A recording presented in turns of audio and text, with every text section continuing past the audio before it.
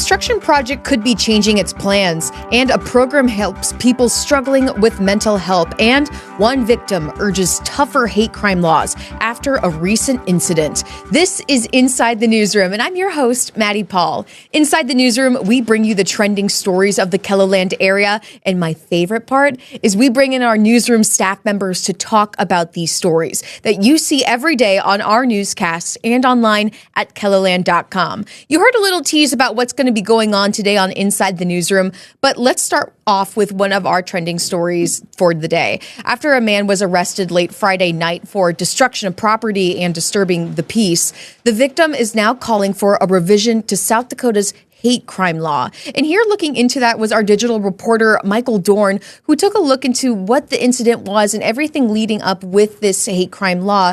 Michael, welcome. And to start, what kind of incident took place and what did we hear from police?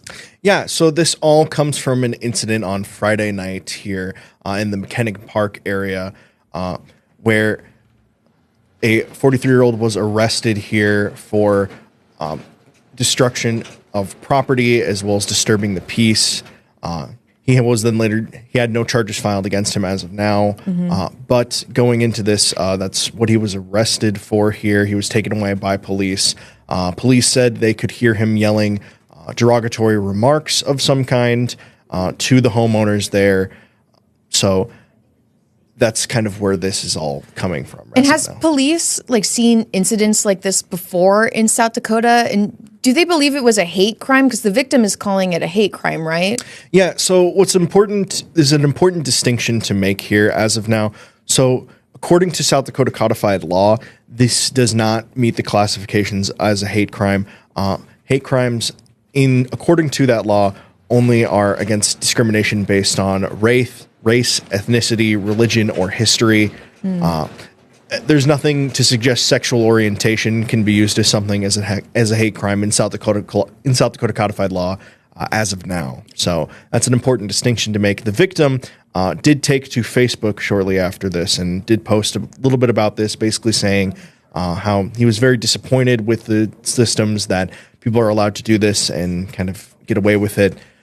And that there needs to be a substantial change made to South Dakota codified law to protect people better. And distinctly for sexual orientation protection, right? That's what the victim's calling for? Yes. Obviously, I will not bother to repeat the slurs that were mentioned here, but there were derogatory remarks made to the victim that night, according to that police report here.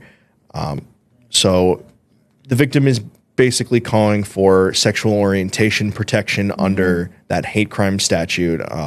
So basically, if you are derogatory against someone for their sexual orientation, that would fall under South Dakota's hate crime law and thus would be classified as a hate crime. You talked to South Dakota police or Sioux Falls police for the story, and then you looked at that Facebook post. Who else did you speak to for the story? Yeah, I also spoke to our offender here who gave us a call last night here to share his side of the story.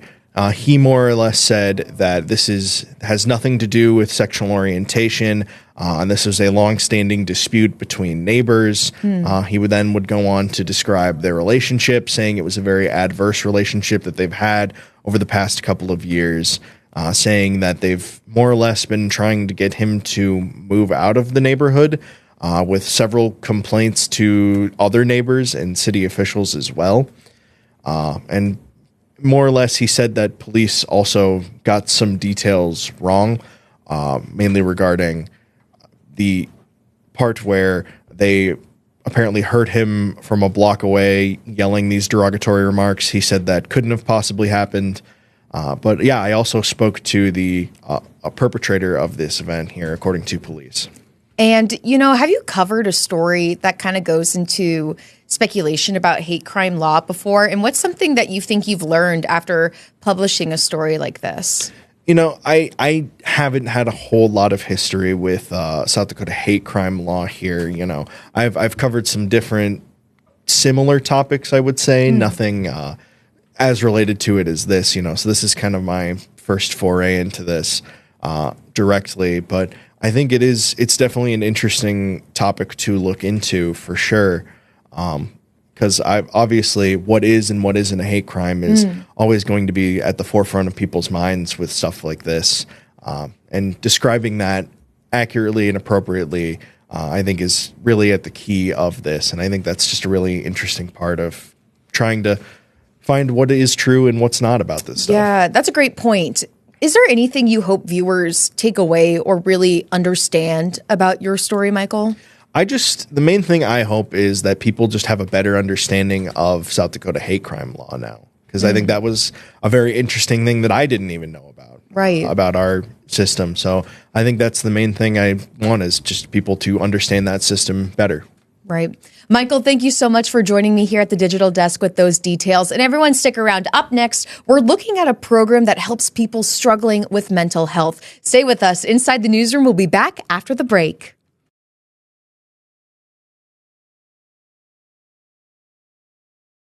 And welcome back to Inside the Newsroom. September is National Suicide Prevention Awareness Month. And there's a group in Sioux Falls that is doing what it can to make sure people struggling with their mental health know that they are not alone. Summer Roddershot has more. Antonio Casiello has lost both his close friend and his uncle to suicide. He really didn't know that he was struggling. And so then for him to take his life was jolting for our friend group and for myself, because, I would have just never seen that coming.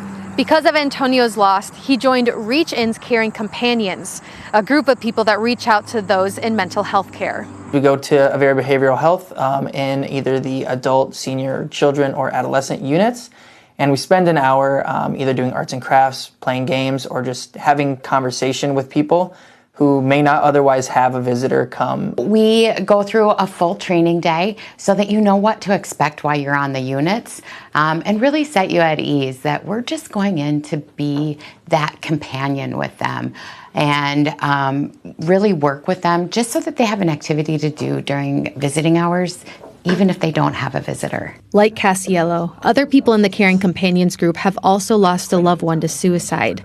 That becomes part of their motivation for reaching out to others. When I would go and visit Brittany there, I would see other people without visitors, and I felt so sorry for them and sad that they didn't have that connection point, because while you're in care, mental health or otherwise, all we need is that connection and support just to keep us moving forward in our treatments. During this month, they hope others will do small things to reach out to anyone who may be struggling with their mental health. Talk to your friends, talk to your family, talk to a random person maybe that you see out in public who may not be looking like they're having the best day, or even if they are having the best day, a smile can cover up a lot of pain.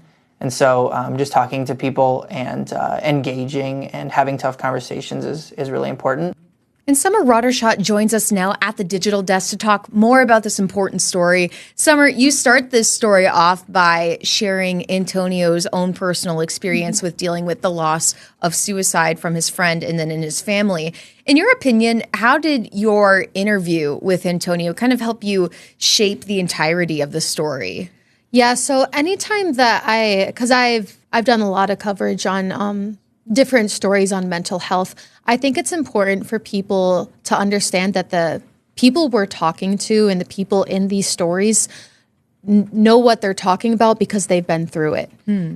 So both Antonio and Angela, hearing their stories and knowing what they went through, I think as a viewer helps you sort of understand, okay, this person knows what they're talking about. And whether the viewer then, whether it be somebody who struggles with their mental health or somebody who says, hey, I might have a family or a friend or somebody else who also might be struggling, can see I should probably do something to step in so that my story doesn't end up looking like Antonio's. Now, did he know either of them were struggling? No, he didn't. He said it was a shock both times. But he's able to say, hey, you heard him at the end, even if you think somebody's doing great, smile at them, talk to them. And I think that just can be inspiring for people. So yeah, having somebody who's seen that personal loss, I think is important to be able to understand that this can happen to anyone. So you need to be hyper aware. Yeah. Do you feel that kind of same sentiment happened when you talked to Angela too? Yeah. So I've done a lot of stories with Angela actually, because she lost her daughter. She lost her daughter, Brittany, which obviously is the worst thing any mother could absolutely imagine.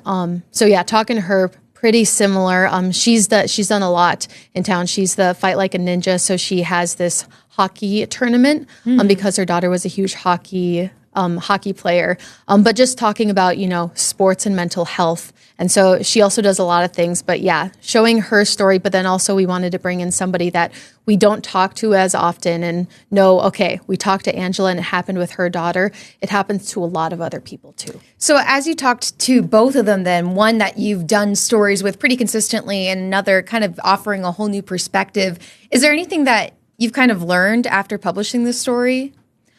I would sort of say, I would say yes. Is there stuff I've learned? Yes. It's humbling and disheartening to hear that so many people have the same story. Just hearing that, okay, while each person was an individual that mattered so much to you, the heartbreak is the same for all of these people who are left behind when somebody dies by suicide.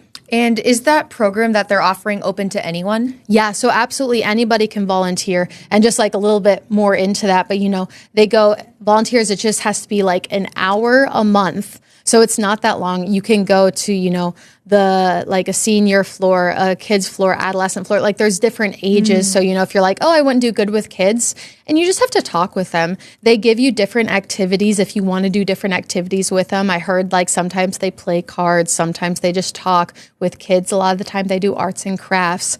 But they were talking about how for some of these people, kids and adults, that this is sometimes the best part of their day.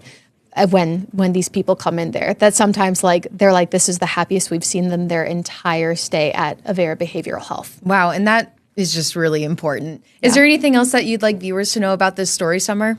If this is something that you're passionate about, they train you before you go in. We posted more information on how to sign up and how to get involved online. And I would just encourage that if you're even tempted to maybe think about it, to just give her a look. A great reminder. And Summer, what story are you working on for tonight? Yeah, so it is called the Art of Music Charity Art Fundraiser, and it's taking place down at Shriver Square. It's going to have a bunch of different local music and artists on Thursday, but then some of the money raised from that event is going to help the Champion Foundation that helps local students get more plugged into music and figure out different avenues that they could potentially pursue that in the future. Summer, sounds like a lot of fun. Can't wait to watch that tonight. And thank you for joining us here at the Thanks, Digital Maddie. Desk. No problem. And stay with us, viewers. We'll be right back on Inside the Newsroom after the break.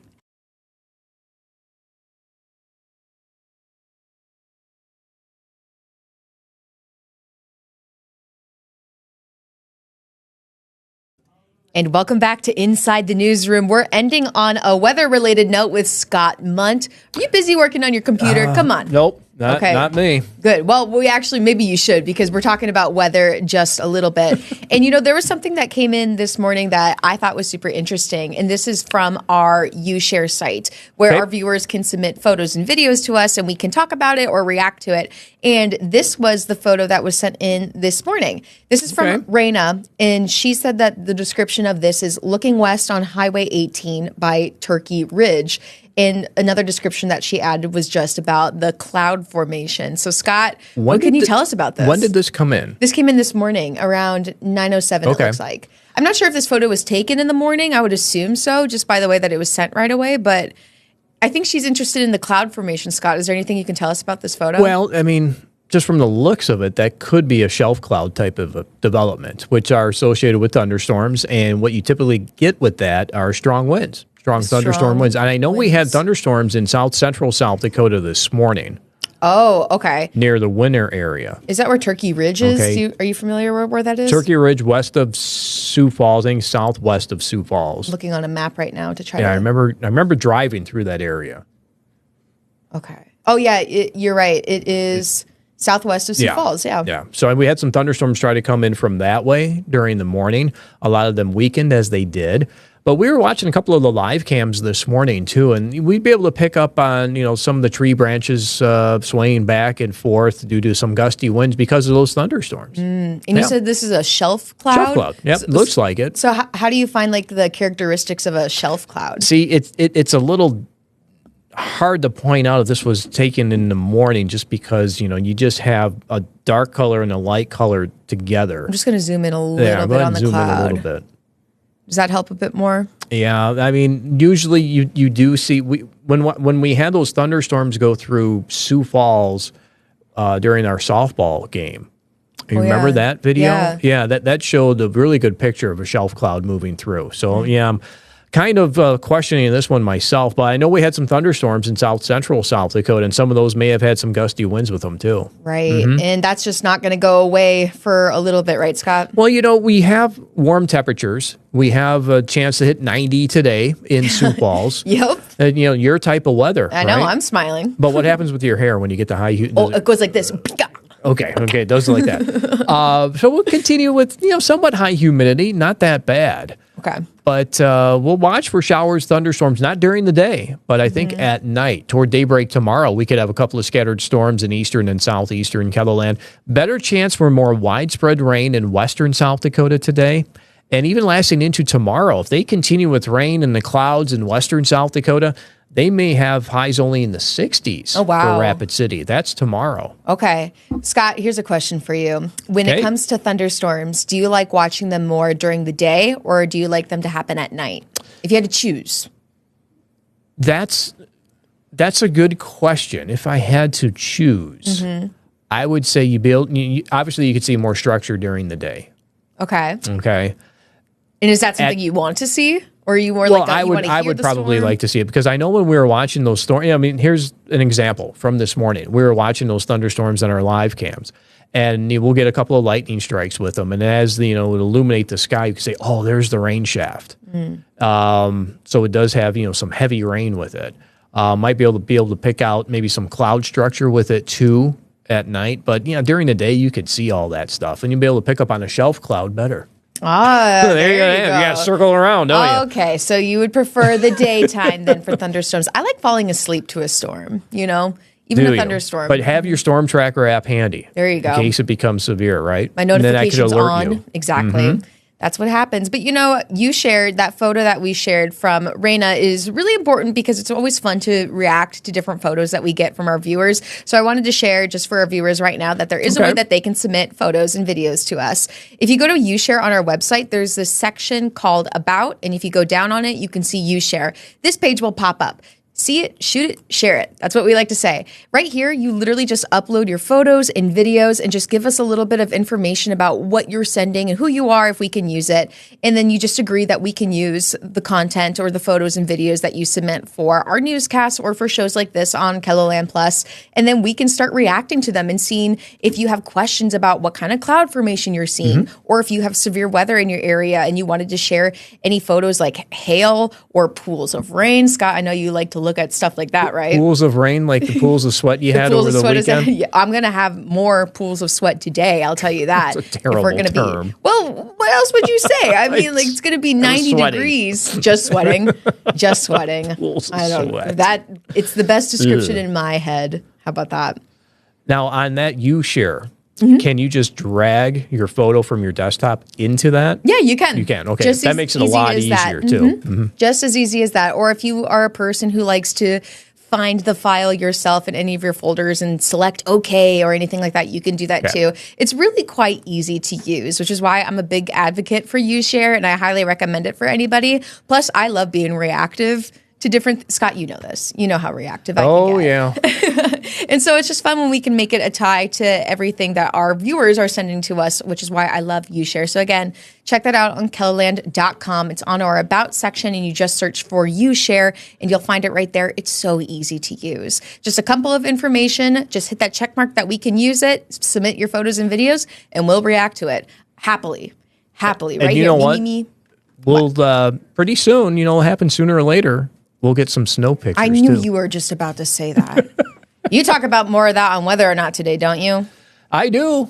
It's what we end with. It's what we've been ending with. That's why I turn off the TV right at that point. I'm just kidding. No, Scott has Thanks for your support. No. Here, viewers, here's the thing. I do actually watch, and there's a fun little graphic that Scott uses now for the snow trend. And if you haven't seen it yet, stick around for the end of Whether or Not so that you can see all of the hilarious images and graphics that he uses, because it makes snow-related content for me fun.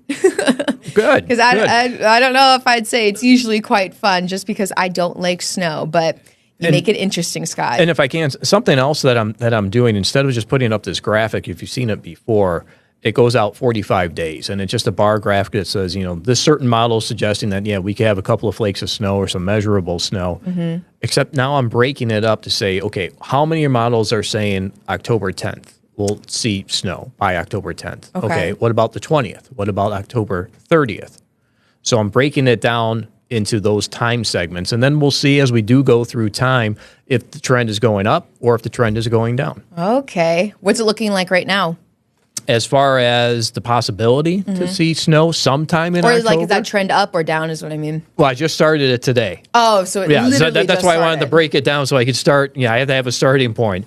And we really didn't have a starting point. We were just throwing this thing up. Mm-hmm. And then, of course, the later you go through time, we're going, 45 days out. So you just keep continuing to add a day. So we're going, farther and farther into October. Tomorrow we'll start going into November. So I needed to start somewhere, so I'll start today, and I have it written down in my handy-dandy notebook as to the date and how many members are saying that we will see snow, measurable snow by the 10th, 20th, or 30th of October. Well, people need to watch Whether or Not to hear more about that then. Scott, we're wrapping up right here on Inside the Newsroom. Thank you for joining me. Yeah, As you always, bet. we're having a good time here. Yeah, Inside do it the again. Newsroom. And we're wrapping up for Inside the Newsroom today because Scott's got to take over so that he can do his own Whether or Not show. So make sure you stick around to watch some of that, learn more about some snow trends that he's predicting. And until next time, have a great day, everyone.